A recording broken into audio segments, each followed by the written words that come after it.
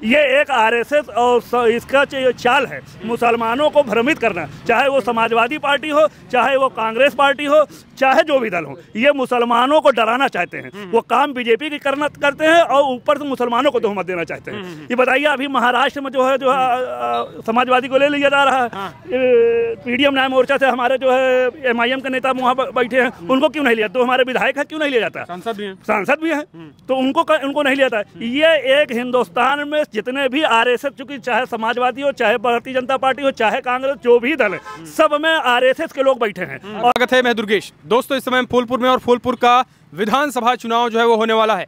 विधानसभा चुनाव के बीच आखिर 13 तारीख को मतदान, लेकिन उससे पहले जनता जनार्दन क्या सोचती है, फूलपुर के लोग क्या सोचते हैं, फूलपुर का जो समीकरण है, राजनीतिक समीकरण, वो क्या कहता है। जो पटेल बाहुल यहाँ कहा जाता है, पटेल बाहुल जो है वो ये सीट है और इस वजह से बीजेपी जो है यहाँ से लगातार पिछले कई बारों से पटेलों को टिकट देती आ रही है और 3 बार से जो यहाँ के प्रवीण पटेल सांसद हैं वो विधायक हुआ करते थे। इस वजह से ये सीट खाली हुई है। तो अब हमारे साथ जो है वो कुछ लोग हैं, इनसे हम जानने की कोशिश करेंगे कि आखिर यहाँ का समीकरण क्या है और इस बार फूलपुर में क्या होगा। फूलपुर में जो लगातार सियासी सरगर्मी है, कहा गया है एक तरफ की इंडिया गठबंधन में फूट है, यानी सपा में बिखराव हो गया है। इंडिया गठबंधन जो एकजुट होने का दावा करता था वो अलग है। तो बीजेपी लगातार दावा कर रही है कि इस बार फिर से हम पटेलों को टिकट देकर चुनाव जीतने की बात की जा रही है। हम जानने की कोशिश करेंगे कि यहाँ का समीकरण क्या है। चाचा, सबसे पहला आपसे सवाल, फूलपुर का समीकरण क्या होगा, क्या है और इस बार फूलपुर में क्या होगा? फूलपुर में बदलाव की स्थिति देखते हैं या फिर फूलपुर में जो है फिर से एक बार पुनरावृत्ति बीजेपी की होगी? क्या लग रहा है, क्या माहौल है? नहीं, इस बार तो बदलाव होगा। हाँ, और इस बार जो चुनाव अभी तक तो जहाँ तक था फूलपुर का चुनाव, वो समाजवादी और इंडिया गठबंधन का और बीजेपी का था। हाँ। मगर इस बार जो चुनाव होगा, हाँ, ये अलग समीकरण होगा। यहाँ पे जो है इस बार पूरा समीकरण में ये है कि यहाँ पे पीडीएम न्याय मोर्चा भी लड़ रहा है, अच्छा, इंडिया गठबंधन भी लड़ रहा है, हाँ, यहाँ पे बीएसपी भी लड़ रही है और भाजपा भी लड़ रही है। और इस बार चुनाव को पीडीएम के हम कहेंगे, जो हमारा ओपिनियन है कि पीडीएम के आ जाने से सबका खेल खराब होगा। हाँ, हाँ, अच्छा, हाँ। और पीडीएम पूरी तरह मजबूती से लड़ रही है, चूंकि हमारे यहाँ जो है आप ये कह लीजिए कि सर्व समाज के लोग पीडीएम के साथ जुड़ रहे हैं। पीडीएम का जो प्रत्याशी है वो इसी फूलपुर विधानसभा का प्रत्याशी है, दिलीप कुमार पटेल। दिलीप पटेल, हाँ, दिलीप पटेल एडवोकेट है, कचहरी में। तो ये नहीं कहा जा सकता कि पीडीएम ने जो है वो बीजेपी का वोट काटने के लिए उतारा गया? हम किसी के काटने के लिए हम लोग नहीं आए हैं। हम चुनाव जीतने के लक्ष्य से आए हैं और हम पूरी मुस्तैदी से चतुष्कोणीय चुनाव बनाएंगे। समीकरण क्या है, क्या कौन सबसे निर्णायक भूमिका है फूलपुर में, और क्या जीतने की, जो चाहे फिर सपा हो या भाजपा हो, अगर कोई पार्टी निकल रही है तो क्या जीतने का सबसे बड़ा रीजन क्या मानते हैं? अब ये रीजन तो चुनाव के बाद पता चलेगा। हाँ, जाति समीकरण में ये आप मान लीजिए कि यादव और मुसलमान निर्णायक है। नहीं, निर्णायक किसी को हम नहीं मानते। यहाँ का निर्णायक जो है मतदाता है। और ये चुनाव जो पहली बार फूलपुर लोकसभा विधानसभा में जो होने जा रहा है, ये जाति आधारित पर नहीं होगा। अच्छा। यहाँ शिक्षा, बेरोजगारी, स्वास्थ्य, एक मतलब पढ़े लिखे लोग अब की बार जो है सूझबूझ से काम करेंगे और पढ़े लिखे व्यक्ति के अच्छे इंसान को वोट करेंगे। और जिसमें हम समझते हैं कि जो हमारे पीडीएम मोर्चा से दिलीप पटेल जी एडवोकेट जो लड़ रहे हैं, उनसे अच्छा कोई प्रत्याशी नहीं है। अच्छा। हाँ, चाहे आप देख ले, कोई पैसे वाला लोग है, कोई बिरादरी के नाम पे आया है, कोई पैसे वाले लोग हैं, कुछ उद्योगपति लोग आए हैं। योगी जी कानून व्यवस्था को सबसे बड़ा मुद्दा इस बार बनाए हुए हैं। उनका कहना है कि लॉ एंड ऑर्डर जो है हमने चुस्त दुरुस्त की है, इस वजह से फूलपुर जो कि एक तरीके से यहाँ पर बोलबाला हुआ करता था कभी माफियाओं का, अब हम इसे आज़ाद करा के फिर से मानेंगे। भाई, हमारे प्रदेश के मुख्यमंत्री है, उनके बारे में हम कुछ गलत बात नहीं कह सकते, मगर ये एकदम सरासर गलत है।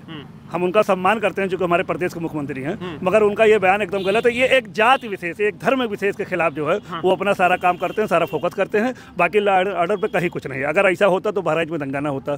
बहराइच में भाजपा के लोग ही कह रहे हैं कि हमको 2 घंटा का टाइम मिला था, तब किया, ये सुनियोजित ढंग से दंगा कराया गया। जो सरकार, जो पार्टी खुद दंगा करा रही हो, तो कहाँ आप आ रहे हैं? वो जो है नहीं, वो तो कहते हैं कि दंगा जो है 2017 के पहले होते थे। नहीं, हुआ तो हर जमाने में, क्योंकि वो कांग्रेस ने हमेशा जो है दंगा कराया है। जो काम कांग्रेस ने किया वही काम जो बीजेपी कर रही है, दोनों में कोई फर्क नहीं। हम तो साफ कहते हैं कि इस वक्त इंडिया गठबंधन हो और ये आपका बीजेपी, दोनों को फिक्सिंग मैच है।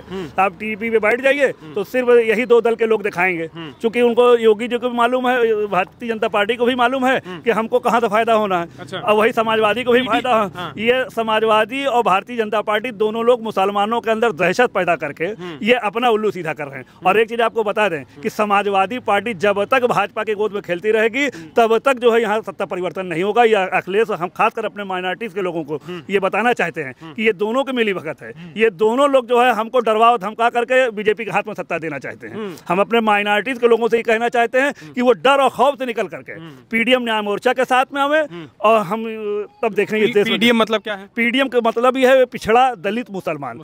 समाजवादी पार्टी इंडिया गठबंधन जो है। किस पार्टी से आपके हैं? एआईएमआईएम से? नहीं, हम तो एमआईएम के जो है प्रदेश के संयुक्त सचिव हैं। और पीडीएम न्याय मोर्चा हमारा लड़ रहा है। कौन सा? वो अपना दल कमेरावादी के प्रत्याशी हैं। अच्छा। हम लोग उनके साथ हैं और उनके लिए पूरी मदद करेंगे। और पूरा जहां तक हमें है कि हम चुनाव का समीकरण हमारे पक्ष में होगा। भैया आप आज आगे क्या कहेंगे? भाई साहब कह रहे हैं कि पूरा समीकरण हमारे पक्ष में है, आप किसके पक्ष में देखते हैं?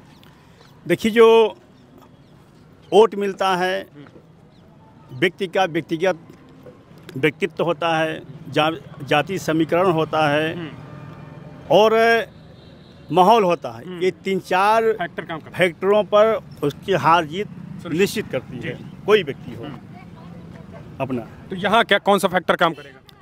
यहाँ फैक्टर तो एक व्यक्ति का व्यक्तित्व कैसा है और किस पार्टी का है, और प्लस जो सरकार ने क्या क्या किया है उसके पक्ष में भी पड़ेगा और विपक्ष में भी पड़ेगा। तो यहाँ काम बढ़िया हुआ है? अब काम बढ़िया हुआ कि नहीं हुआ ये तो जनता तय करेगी ना, जनार्दन तय करेगी ना। आप कैसे तय कर दें? क्या नाम है आपका? जयप्रकाश नारायण केसरवानी, फूलपुर, प्रयागराज। तो क्या लग रहा है कि काम जो सरकार दावा कर रही है हम बढ़िया कर रहे हैं, चुस्त दुरुस्त है, लॉ एंड ऑर्डर सही है, वो सही है कि नहीं? अब भैया बढ़िया का जहाँ विषय है कि कोई भी संतुष्ट व्यक्ति संतुष्ट किसी से हो नहीं सकता, वो चाहे राजा हो, रंग को कोई भी नहीं हो सकता संतुष्ट। कहीं न कहीं कमी रहती है। कहते हैं कि तुझे मैं चांद कहता हूँ मगर उसमें भी दाग है, तुझे मैं सूरज कहता हूँ मगर उसमें भी आग है, उसमें भी आग है। तो कमी व्यक्ति वहाँ भी दिखाएगा, यहाँ भी दिखाएगा। लेने की स्थिति में नहीं है, चाहे जनता हो, चाहे प्रत्याशी हो, चाहे पार्टी हो। हाँ, ये है कि जनता कह रही कांटे का संघर्ष है, क्योंकि इसके पहले जो भाजपा चुनाव जीती थी 2200 में, 2200 चुनाव जीती, कल्पना करिए आप।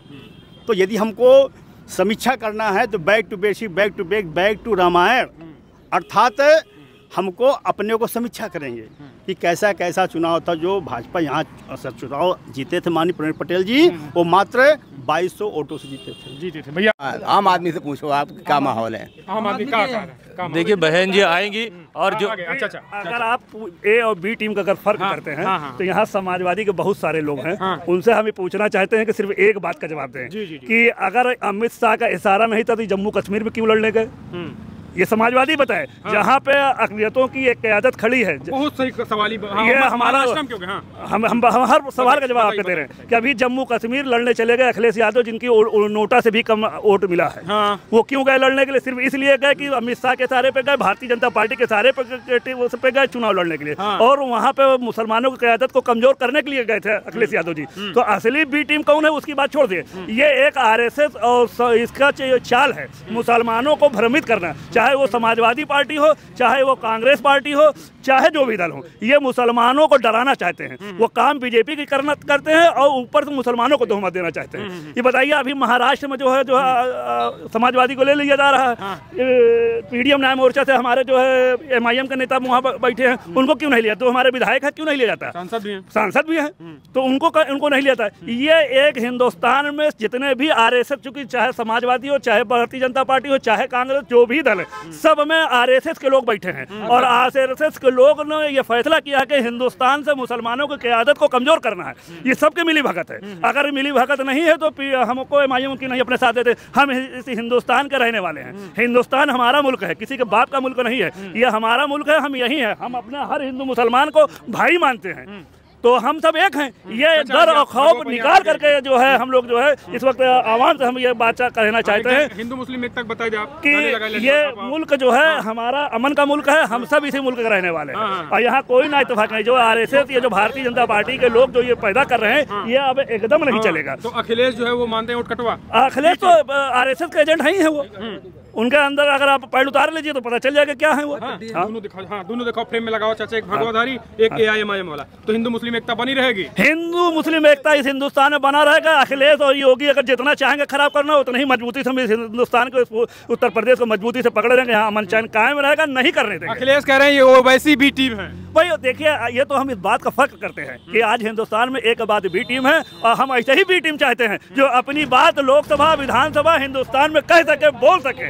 इसको कहा जाता है, ना कि पर्दे के पीछे जो है RSS के गोद में खेलें और हमको बी टीम कहा जाए। अच्छा। अगर वो हमको बी टीम कहते हैं तो हम उससे फक्र महसूस करते हैं अपने आप को कि हम बी टीम हैं। बी टीम है। बी टीम नेता होते हैं, जनता नहीं होती है।